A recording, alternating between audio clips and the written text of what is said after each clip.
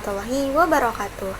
Hai semuanya, jadi sekitar beberapa hari yang lalu aku ada dapat tugas dari dosen komunikasi krisis, yaitu Ibu JJ, untuk menjelaskan kembali materi kuliah yang sudah dipelajari selama setengah semester ini. Kami semua diminta untuk menjawab 2 dari 10 pertanyaan yang sudah diberikan oleh beliau, dan aku mendapatkan soal nomor 1 dan nomor 10. Kita jawab yang nomor 1 dulu deh. Pernah gak sih kalian ngelihat ada masalah yang awalnya tuh kecil banget, tapi karena cara penyampaian atau cara komunikasinya itu salah, masalahnya tuh jadi besar banget.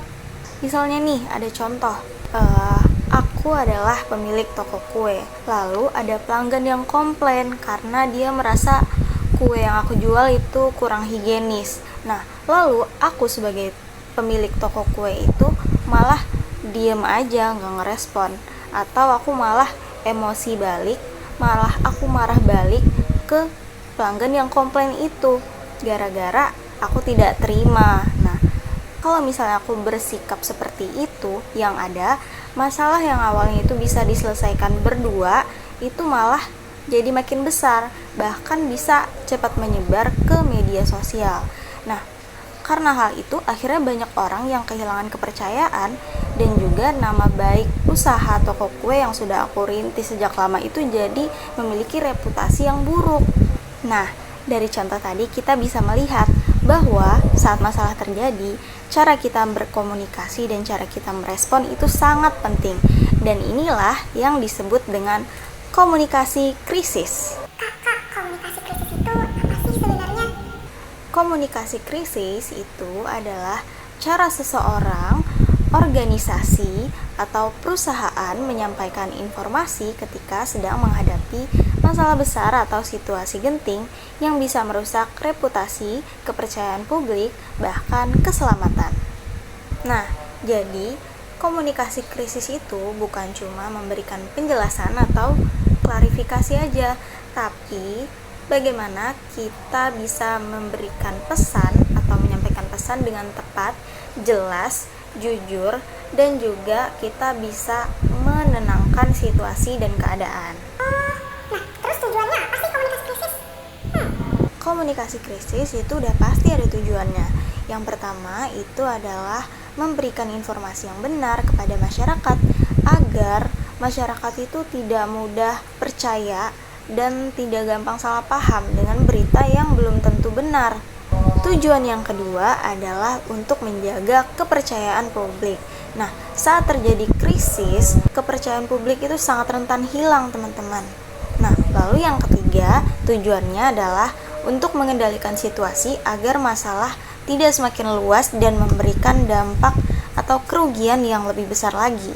Contohnya nih, kalau misalnya ada perusahaan yang sedang terkena krisis, entah itu karena kelalaian mereka ataupun karena kesengajaan mungkin. Nah, tapi mereka langsung meminta maaf kepada publik, terus menjelaskan masalahnya dengan jujur, dan juga memberikan solusi yang jelas. Maka biasanya publik itu akan lebih mudah menerima mereka dan memaafkan dibanding perusahaan itu cuma diam aja tanpa merespon masyarakat yang ricuh dikarenakan oleh perusahaan mereka. Begitu. Nah, selanjutnya kita next ke pertanyaan yang nomor 10. Saat kita ingin menjalankan yang namanya komunikasi krisis ini, biasanya kita akan menghadapi beberapa tantangan. Misalnya, informasi yang masih belum jelas atau berita simpang siur.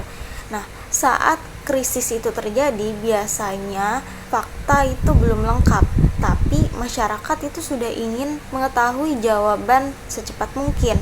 Nah, di situ komunikasi krisis itu sangat diperlukan.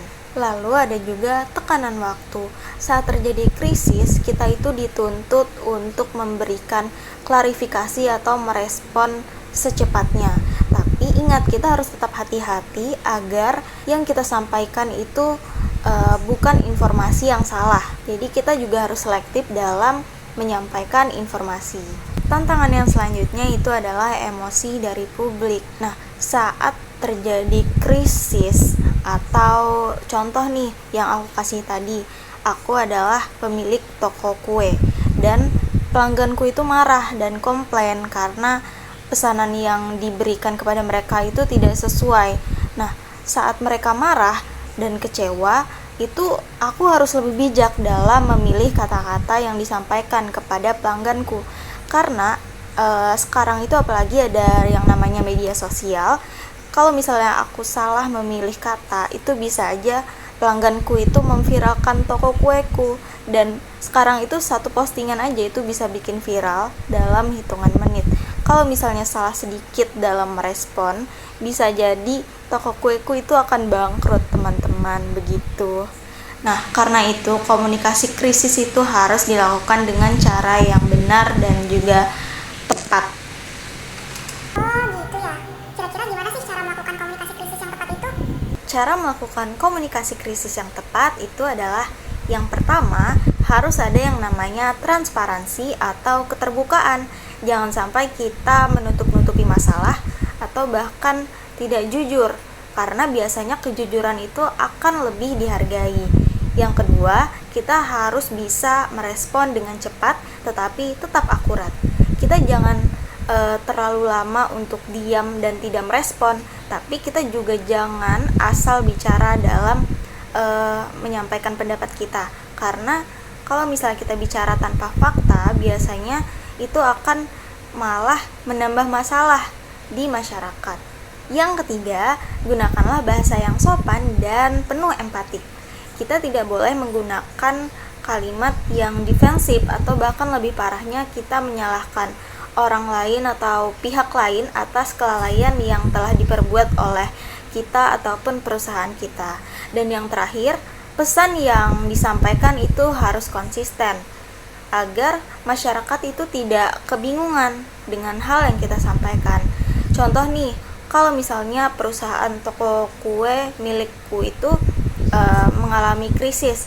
Nah, antara bos dan juga karyawan itu harus sepemikiran dan yang disampaikan itu harus sama dan tujuannya juga harus sama. Tidak boleh berbeda, karena kalau misalnya si bos menyampaikan A tapi karyawannya malah menyampaikan B, itu masyarakat pastinya akan bingung begitu.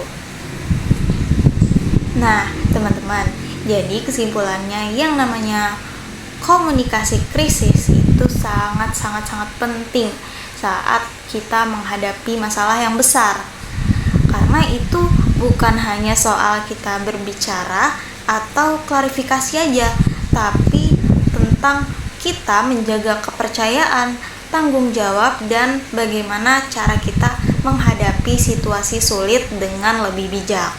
Nah, karena saat krisis itu terjadi, biasanya yang dilihat orang itu bukan masalahnya aja, tapi juga seperti apa cara kita merespon saat masalah itu terjadi. Nah, jadi mungkin seperti itu, dan segitu aja penjelasan dari aku. Terima kasih sudah menonton, semoga penjelasan ini mudah dipahami. Wassalamualaikum warahmatullahi wabarakatuh.